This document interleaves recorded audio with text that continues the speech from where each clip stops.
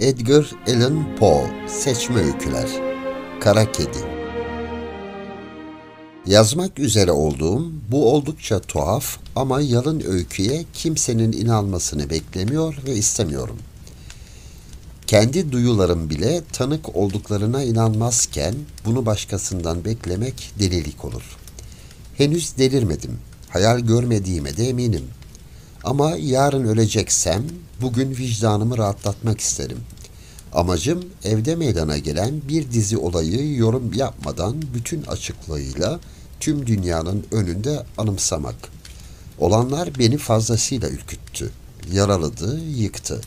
Buna rağmen onları izah etmeye çalışmayacağım. Benim için korkunç olaylar çoğu insana abartılı gelebilir. Belki bundan sonra hayallerimin alelade olduğunu, korkuyla anlattığım durumların olağan sebep-sonuç ilişkilerinden doğan bir dizi sıradan olaydan başka bir şey olmadığını düşünen, benden daha ağırbaşlı, daha mantıklı, daha sakin, kimi zeki insanlar çıkabilir. Çocukluğumdan beri yumuşak başlı ve insancıl mizacımla tanınırdım. Öyle iyi yürekliydim ki bu yüzden arkadaşlarım arasında dalga konusu olmuştum. Özellikle hayvanları çok severdim. Ailem de çeşit çeşit evcil hayvanlar alarak beni şımartırdı. Vaktimin çoğunu onlara ayırırdım. En mutlu olduğum anlar onları beslerken ve severken geçirdiğim anlardı.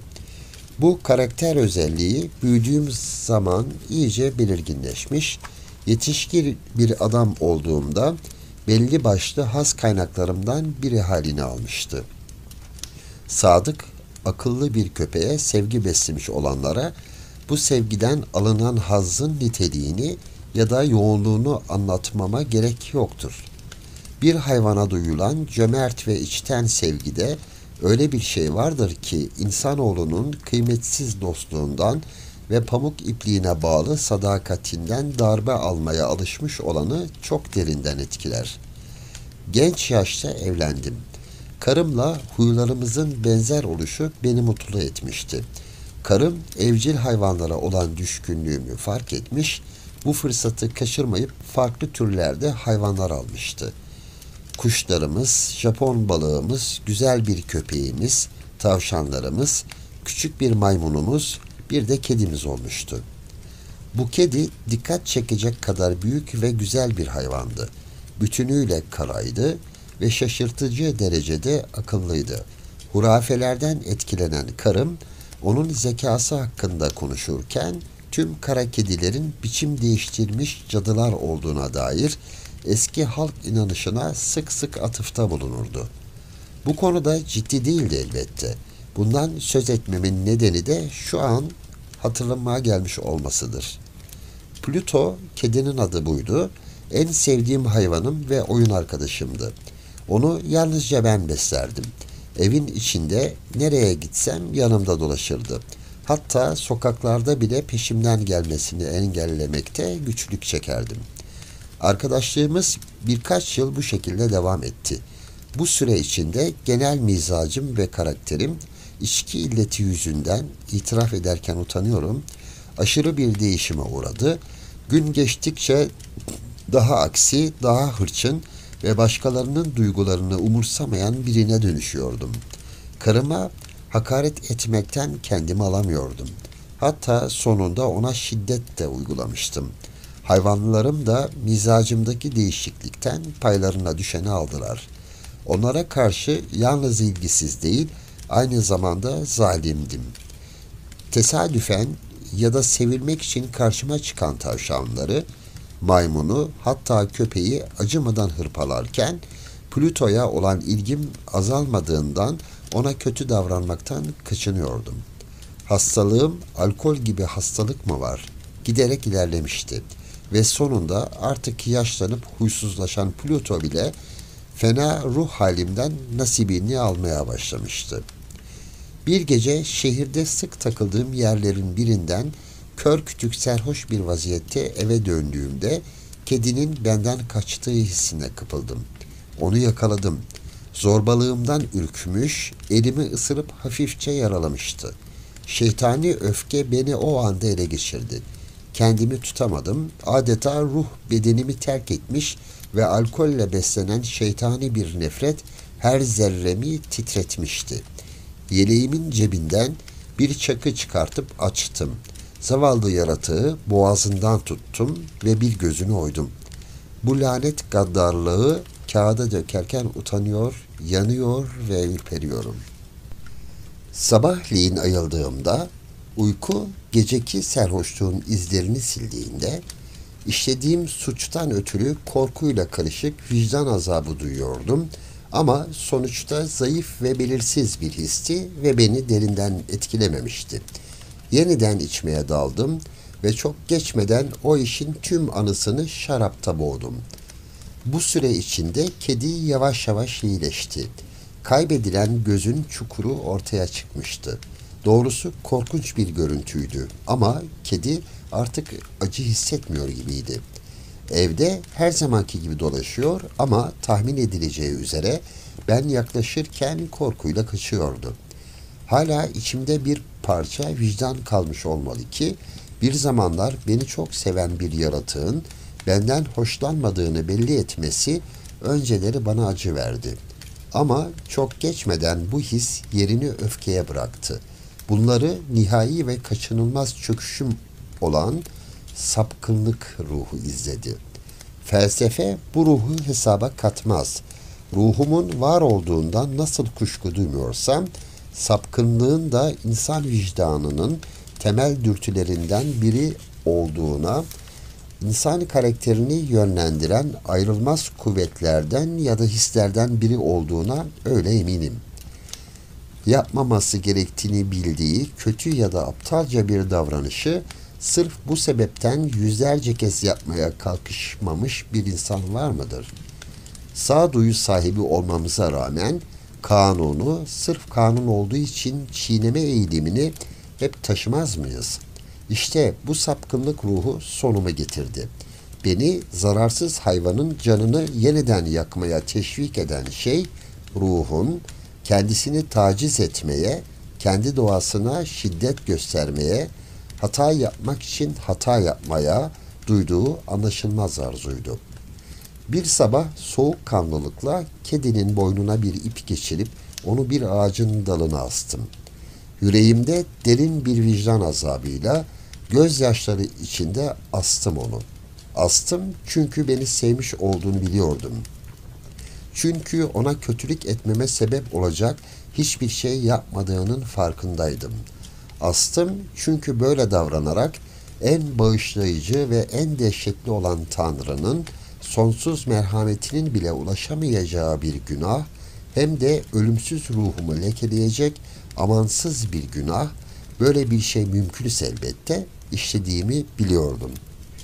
Bu zalim eylemi gerçekleştirdiğim günün gecesinde bir yangın feryadıyla uyandım. Yatağımın perdeleri alevler içindeydi. Evin her yeri yanıyordu. Karım, bir hizmetçi ve ben bu yangından güçlükle kurtulabildik. Ev tamamen yanmıştı. Bütün servetim yok olmuştu.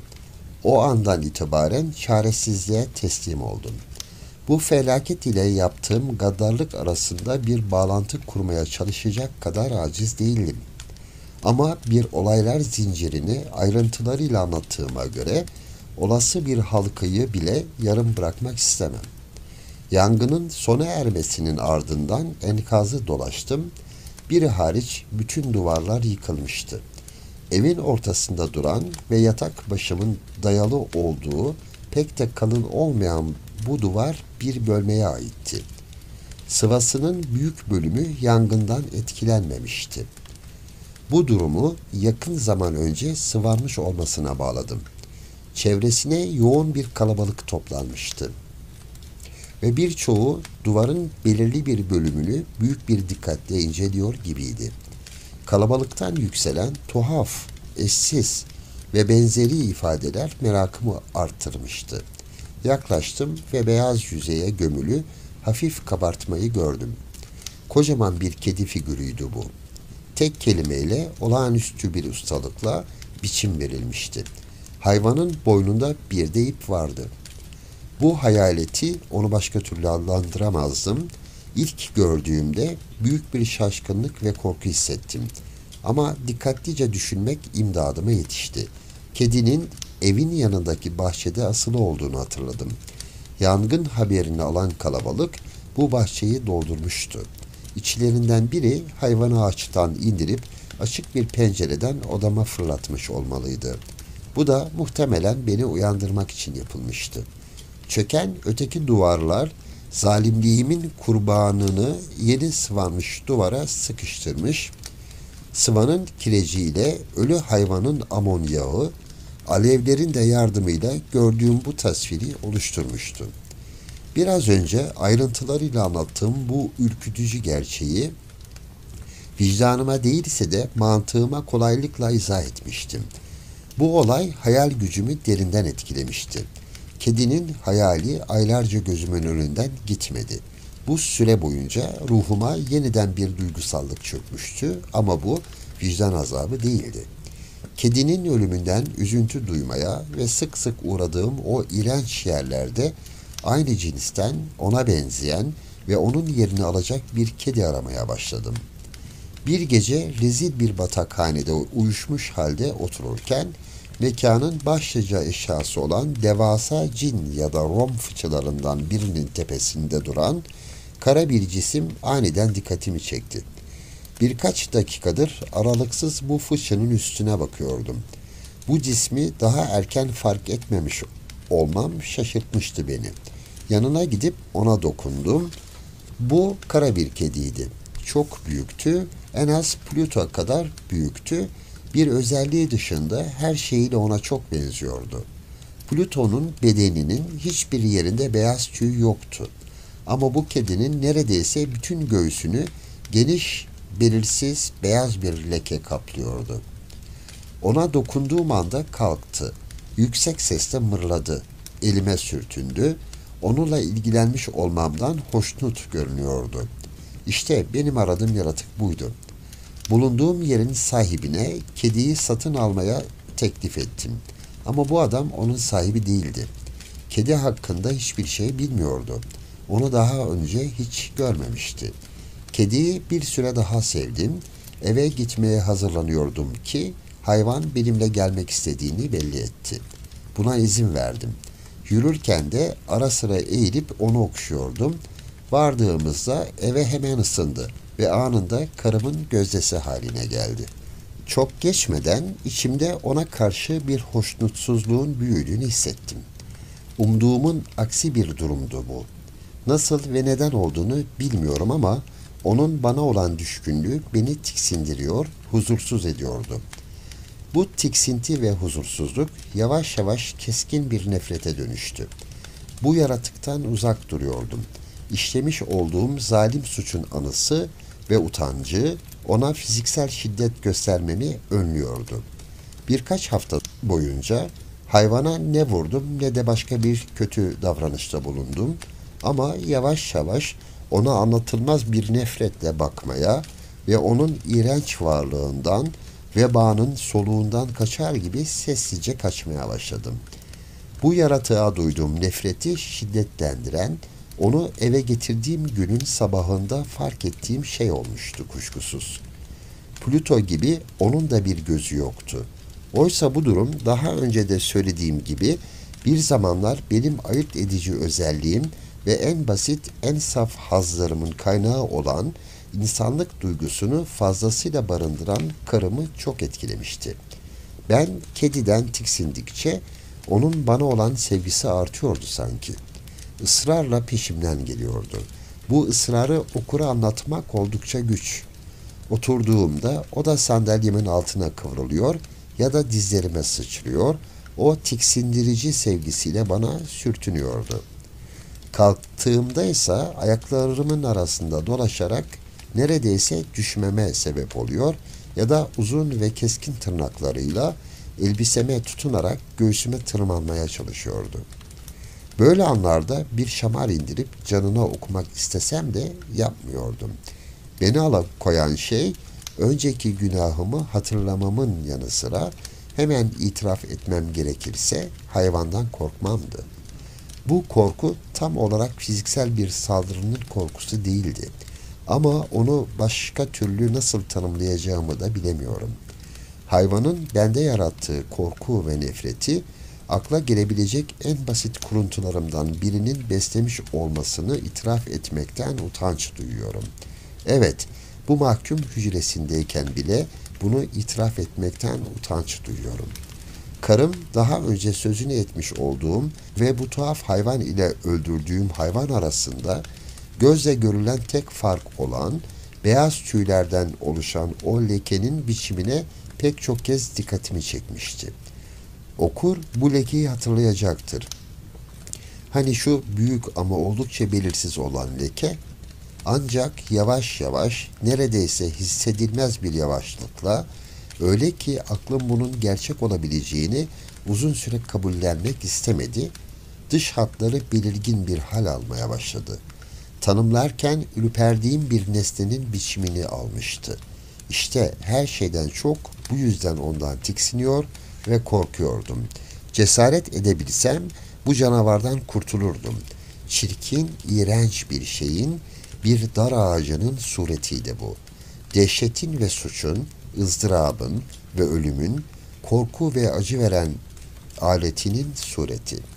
Doğrusu şimdi insanlığın görüp görebileceği en feci çaresizliğin pençesindeydim.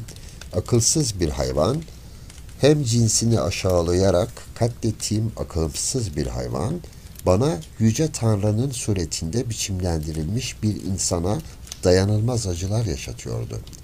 Eyvah! Artık ne gündüz ne de gece huzur buluyordum. Bu yaratık gündüzleri beni bir an bile yalnız bırakmıyordu.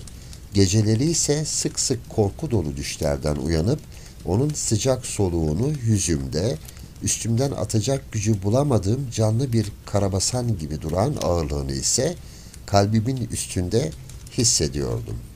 Böylesi işkencelerin baskısı altında içimdeki son iyilik kırıntısı da kaybolmuştu. Şeytani düşünceler tek dostum haline gelmişti. Hem de en karanlık, en kötü olanları. Huysuzluğum her şeye ve tüm insanlığa karşı bir nefrete dönüşmüştü. Dizginlenemeyen, sıkça meydana gelen ani öfke patlamalarına bırakıyordum kendimi. Ne yazık ki bu duruma yakınmadan sabırla katlanan her zamanki gibi karım oluyordu. Bir gün bazı ev işleri için karımla birlikte kaldığımız eski binanın, gücümüz ancak burada oturmaya yetiyordu, bodrumuna indik. Kedi dik merdivende peşimden gelmeye başladı. Neredeyse tepe üstü yuvarlanmama yol açıyordu. Beni çileden çıkarmıştı. Baltayı kaldırdım ve o hışımla şimdiye kadar beni alıkoyan çocuksu korkuyu bir yana bırakıp hayvana doğru savurdum. Dilediğim gibi indirebilseydim anında ölmüş olacaktı. Ama karım beni engelledi. Bu müdahale şeytani bir öfkeye sürüklemişti beni. Kolumu karımın avucundan kurtardım ve baltayı kafasına sapladım. Hiç ses çıkarmadan olduğu yerde yığılıp öldü. Korkunç bir cinayet işlemiştim. Hemen cesedi nasıl gizleyeceğimi düşünmeye başladım. Cesedi evden, komşulara görünmeden ne gündüz ne de gece çıkarabileceğimi biliyordum. Kafamda bir sürü plan yaptım. Bir ara cesedi küçük parçalara ayırıp yakmayı düşündüm.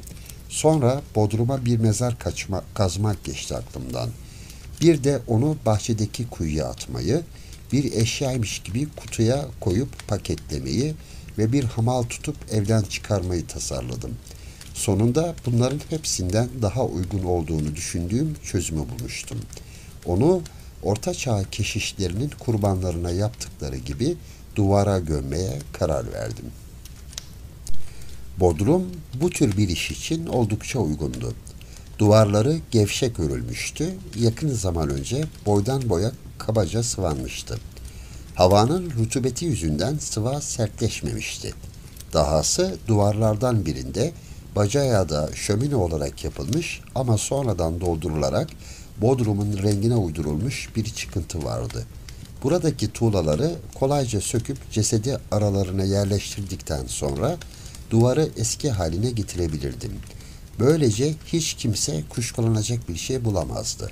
Hesaplarımda yanılmamıştım.